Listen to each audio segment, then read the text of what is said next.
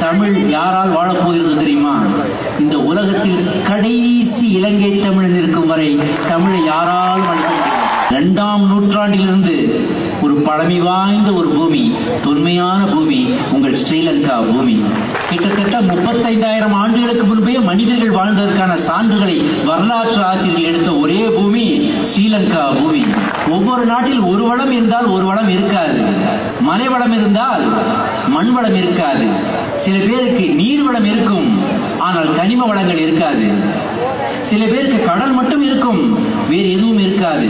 சில பேருக்கு மரங்கள் மட்டும் இருக்கும், காடு மட்டும் இருக்கும், வேறு வளங்கள் இருக்காது.